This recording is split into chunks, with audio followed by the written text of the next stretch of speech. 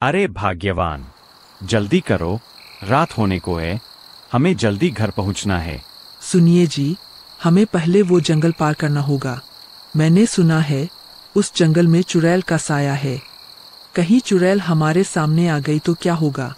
मुझे तो डर लग रहा है। चुड़ैल वुड़ैल कुछ नहीं है, ये सब बेकार की बातें हैं जो गांव वालों ने फैला रखी है। अरे, बच्चे के रोने की आवाज। सुनिए जी, मुझे बच्चे के रोने की आवाज आ रही है। हाँ, मुझे भी सुनाई दे रही है। ये देखिए, ये बच्चा तो किसी चुड़ैल का मालूम होता है। भाग्यवान, जल्दी चलो यहाँ से। क्या बच्चे को अकेला छोड़कर चले जाए? नहीं, मैं नहीं जाऊंगी। अरे भाग्यवान, इसकी माँ आसपास कहीं होगी, कहीं हमें अपना भोजन बना ले। जल्दी चलो यहाँ से। नहीं जी, अगर इसकी माँ होती तो इसे यूं अकेला न छोड़ती। मैं इस बच्चे को अपने साथ लेकर जाऊंगी, इसे अपना बेटा बनाकर पालूंगी। क्या? ये क्या कह रही हो तुम? गोपाल एक गरीब ढोलक वाला था जो अपनी पत्नी सरला के साथ गांव-गांव जाकर ढोलक बजाता और पैसे जमा करता था। गोपाल और उसकी पत्नी की कोई संतान नहीं थी। जंगल में मिले बच्चे को देखकर सरला बहुत खुश हो जाती है और गोपाल के लाख मना करने पर भी वह उस बच्चे को अपने घर ले आती है। वह उसका नाम किशन रखती है। हाय, ऊपर वाले सरला कहाँ से ले आई है ये बच्चा? ये तो कोई भूत या पिशाच मालूम होता है। किशन रंगरूप में दिखने में आम बच्चों से बिल्कुल अलग था। गांव के लोग भी अपने बच्चों को किशन के साथ खेलने से मना करते थे।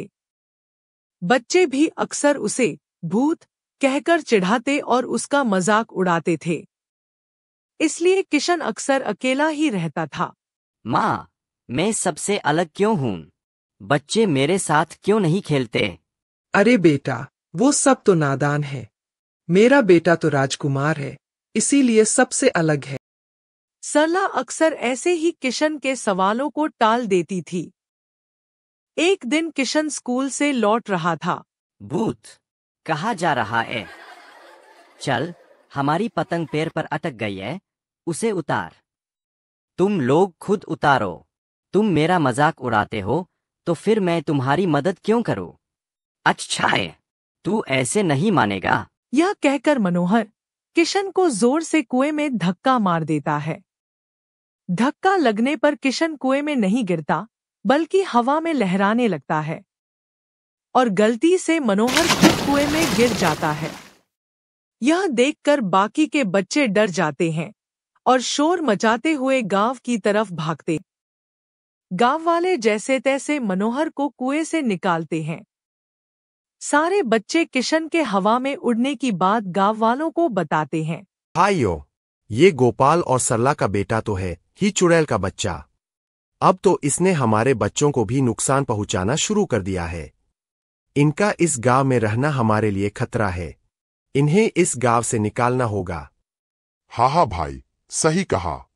सारे गांव वाले मिलकर गोपाल के घर पहुंच जाते हैं और गोपाल से कहते हैं कि वह सरला और किशन को लेकर गांव छोड़ दे। ना चाहते हुए भी गांव वालों के दबाव में आकर गोपाल और सरला को गांव छोड़ना पड़ता है। अजी सुनिए, हम लोग जाएंगे कहाँ? हमारे पास न तो पैसे है, न रहने की जगह। सरला के इतना कहते ही जोरदार बारिश शुरू हो जाती है। हाय ऊपर वाले, अब ये बारिश भी शुरू हो गई। इस जंगल में हम बारिश से कैसे बचेंगे? माँ, पिताजी, आप परेशान मत हो। अगर आप कहें तो मैं अभी यहाँ इस जंगल में एक घर बना सकता हूँ। तभी किशन गोपाल से उसकी ढोलक लेता है और जादू से उसे एक सुंदर घर में बदल देता है। गोपाल और सरला हैरान रह जाते हैं और घर के अंदर चले जाते हैं। बेटा किशन, तुमने ये कैसे किया? मुझे नहीं पता माँ, मगर मुझे बहुत कुछ ऐसा आता है जो बाकी बच्चे नहीं कर सकते। बेटा क्यों नहीं? मैं तो हमेशा से कहती थी मेरा बेटा राजकुमार है, इसीलिए सबसे अलग है। समय बीतता है। गोपाल, सरला और किशन उस जंगल में ही अपना घर बसा लेते हैं। गोपाल अब उसी जंगल में खेती बाड़ी शुरू कर देता है और किशन भी उसका हाथ बंटाने लगता है। तीनों उस जंगल में बहुत खुशी से अपनी जिंदगी बिता रहे थे, क्योंकि वहां किशन को कोई चिढ़ाने वाला नहीं था। दूसरी तरफ गांव में एक भयानक बाढ़ आ जाती है। बाढ़ का पानी पूरे गांव में भर जाता है। सभी गांव वालों के घर, खेतियां और जानवर बाढ़ के पानी में बह जाते हैं। अपनी जान बचाने के लिए गांव वाले जंगल की तरफ भाग जाते हैं। जब वे जंगल में पहुंचकर गोपाल और सरला को देखते हैं तो हैरत में पड़ जाते हैं। अरे भाई गोपाल, तुम यहाँ?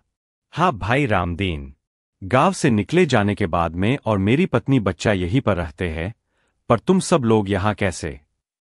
रामदीन गोपाल को गांव में आई बाढ़ और तबाही का पूरा हाल सुनाता है।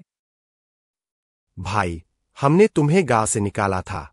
ऊपर वाले ने हमें उसी की सजा दी है कि आज हम सब खुद भी बेघर हो गए हैं। भाई रामदीन, परेशान मत हो, सब ठीक हो जाएगा।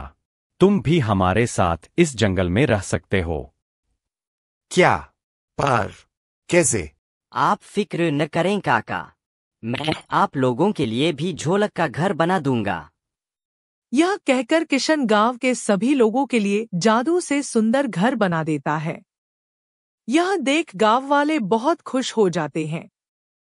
सभी गांव वाले किशन, गोपाल और सरला से माफी मांगते हैं। किशन बेटा, हमें माफ कर दो, हमने तुम्हारा बहुत दिल दुखाया है। जंगल में एक बार फिर से गांव बस जाता है, जहां नफरत की जगह अब अपनापन होता है।